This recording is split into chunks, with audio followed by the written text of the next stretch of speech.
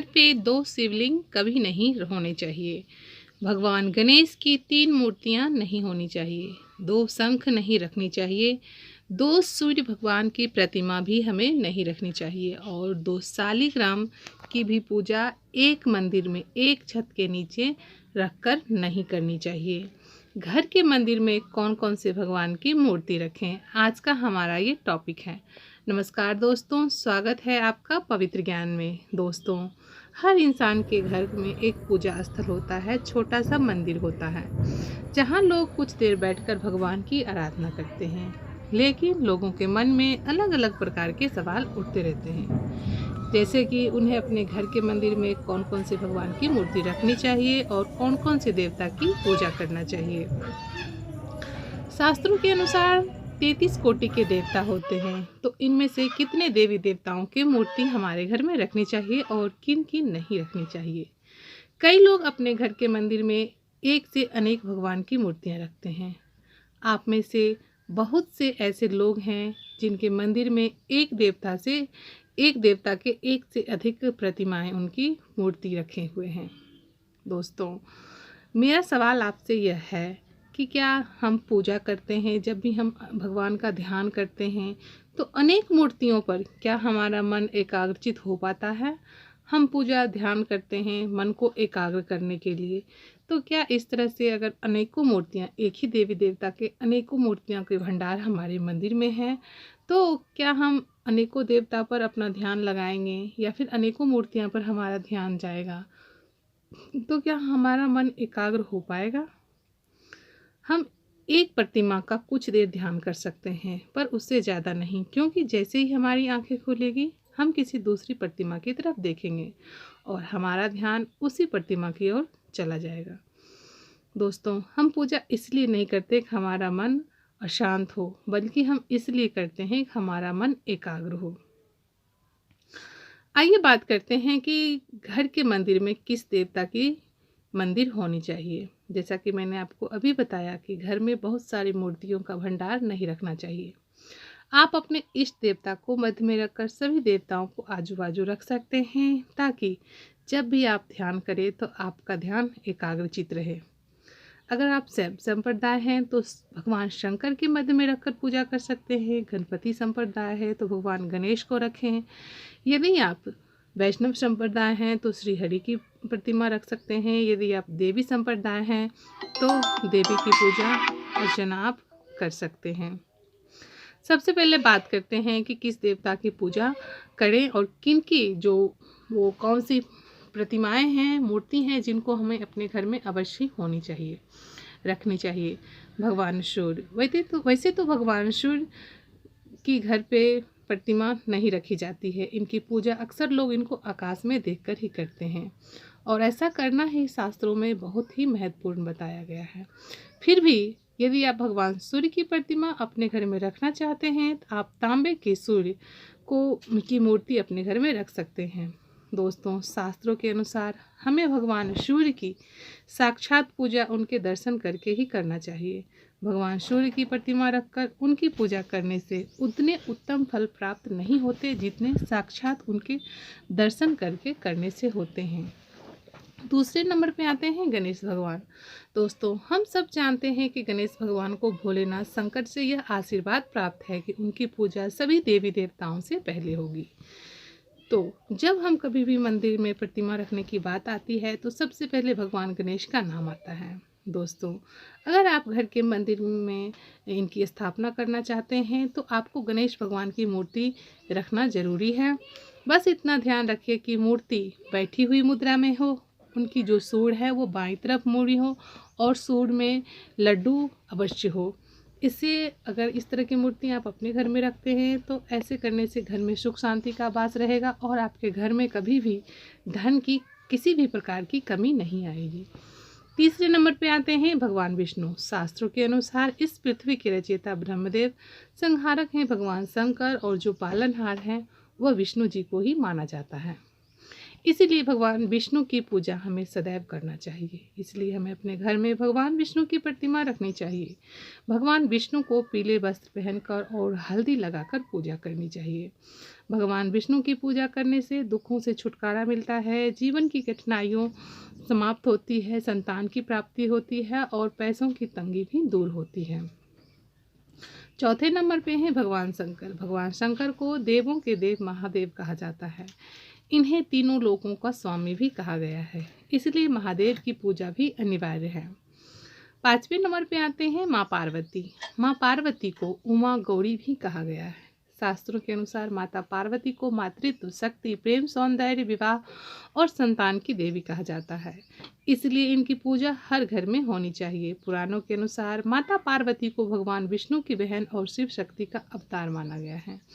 माता पार्वती देवियों के स्वयं रूप हैं, इसीलिए इनकी प्रतिमा अपने घर की मंदिर में आप अवश्य रखें। दोस्तों, आइए हम बात करते हैं कि क्या कैलेंडर लगानी चाहिए देवताओं की। दोस्तों, प्रतिमा के बारे में तो बातें हो गई, अब हम बात करते हैं कि क्या हमें अपने घर में यदि कैलेंडर लगा के रखते हैं तो किन की कैलेंडर रखना चाहिए।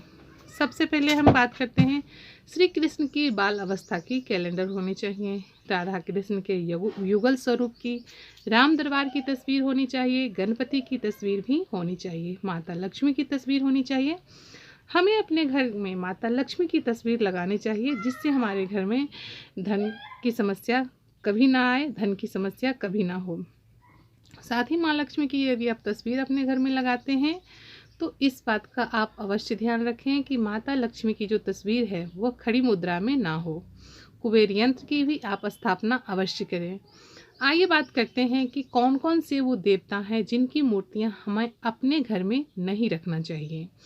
दोस्तों, नटराज शंकर की मूर्ति अर्थात नृत्य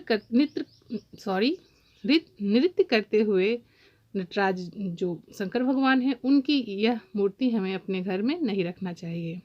दोस्तों, भगवान शंकर नृत्य तभी करते थे जब वो अत्यधिक क्रोध में आ जाते थे, इसलिए हर घर पर भगवान शंकर की तांडव करती हुई मूर्ति या कोई तस्वीर लगाना शुभ नहीं माना जाता है।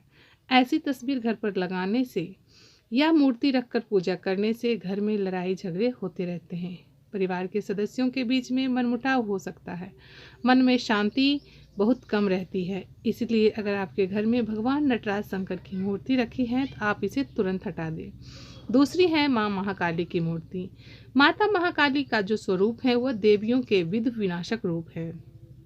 इसी रूप में माता काली ने ना जाने कितनों राक्षसों का वध किया था। माँ दुर्गा ने राक्षसों का संहार करने के लिए ही महाकाली का रूप धारण किया था। माता काली क्रोध में अपार हैं, उनको क्रोध बहुत ज़्यादा आता है, उनके क्रोध को आसानी से शांत नहीं किया जा सकता है।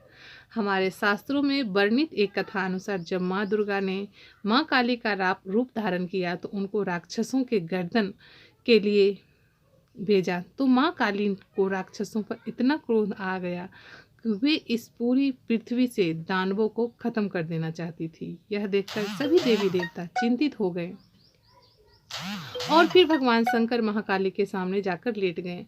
माता काली अत्यंत क्रोध में राक्षसों को मारने के लिए आगे बढ़ी जा रही थी। उन्होंने नहीं देखा कि उनका पांव भगवान शंकर पे पड़ गया है, पर जब उनका ध्यान गया तो उनका क्रोध शांत हो गया, क्योंकि उससे उनसे बहुत बड़ी भूल हो गई थी, अपने पति पर पांव रख दिया था। दोस्तों, इस कथा से हम जान सकते हैं कि माँ काली कितने क्रोधित थे। तीसरे हैं शनिदेव की मूर्ति। दोस्तों, शनिदेव की भी मूर्ति हमें अपने घर में नहीं रखना चाहिए। शनिदेव को सर्वोच्च ब्रह्मांड का सबसे बड़ा न्यायाधीश माना जाता है, लेकिन उनके पत्नी द्वारा दिए गए श्राप के कारण उनकी दृष्टि श्रापित है। शनिदेव की पत्नी ने शनिदेव को श्राप दिया था कि आपकी दृष्टि जिस पर पड़ेगी उसका सर्वनाश हो जाएगा।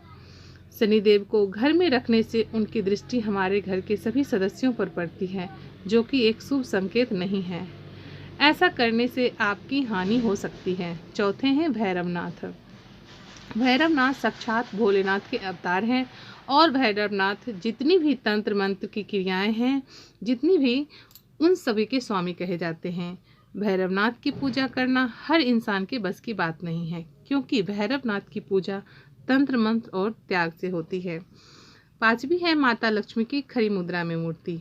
हर इंसान की कामना होती है कि लक्ष्मी उसके घर में निवास करे, लेकिन अगर आपके घर के पूजा स्थल पर माता लक्ष्मी की खरी मुद्रा में मूर्ति है तो यह धन निवास करने के अच्छे संकेत नहीं हैं। धन आपके हाथों में ठहर नहीं पाएगा, आप उसे कहीं ना कहीं खर्च ही कर देंगे। इसलिए हमेशा माता लक्ष्मी की बैठी मुद्रा में ही मूर्ति या फोटो लगाना चाहिए, जिससे हमारे घर में धन संपत्ति का वास हो। 6ठा है राहु और केतु की मूर्ति। समुद्र मंथन के समय भगवान विष्णु ने राहु नाम के राक्षस को अपने सुदर्शन चक्र से 2 हिस्से काट दिए थे, जिससे सिर बल का हिस्सा राहु नाम से प्रचलित हुआ और बचा हुआ अन्य भाग केतु नाम से प्रचलित हुआ।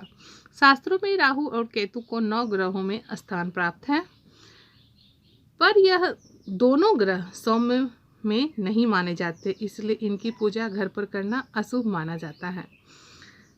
दोस्तों, एक देवता की एक ही प्रतिमा अपने घर में रखें, एक से अधिक प्रतिमा आप अपने घर में नहीं रखें। जैसे मैं पहले ही बताई हूँ कि घर में 2 शिवलिंग नहीं रखें, एक ही शिवलिंग रखें। शिवलिंग जो वयस्क व्यक्ति हैं उनके अंगूठे के बराबर ही होनी चाहिए, इससे बड़ा शिवलिंग घर में ना रखें। गणेश भगवान की 3 मूर्तियाँ ना रखें, 2 शंख भी अपने घर में नहीं रखें, 2 सूर्य भगवान की प्रतिमा भी आप ना रखें और 2 शालिग्राम की मूर्ति भी आप अपने घर में पूजा स्थल पे ना रखें। दोस्तों, उम्मीद करती हूँ कि ये वीडियो आपको अच्छा लगा होगा। यदि वीडियो अच्छा लगे तो वीडियो को लाइक करें। मेरे पास जो नॉलेज था उस अनुसार मैंने आपको अपनी तरफ से पूरा जो ईमानदारी से आपके साथ जो मेरे पास ज्ञान था उसको साझा करने की कोशिश मैं की हूँ। यदि कोई गलती है या फिर कोई भूल है या फिर कोई गलत बोला गया हो तो उसके लिए मैं क्षमा प्रार्थी हूँ, और कमेंट बॉक्स में आप कमेंट करके भी ज़रूर बताएं। यदि वीडियो अच्छा लगे तो प्लीज़ वीडियो को लाइक करें, मेरे चैनल को सपोर्ट करें और चैनल को प्लीज़ सब्सक्राइब ज़रूर करें। यदि आप लोग सब्सक्राइब करते हैं तो मेरा भी मनोबल बढ़ता है आपके साथ इस तरह की जानकारी को शेयर करने के लिए। Thanks for watching, goodbye and take care friends.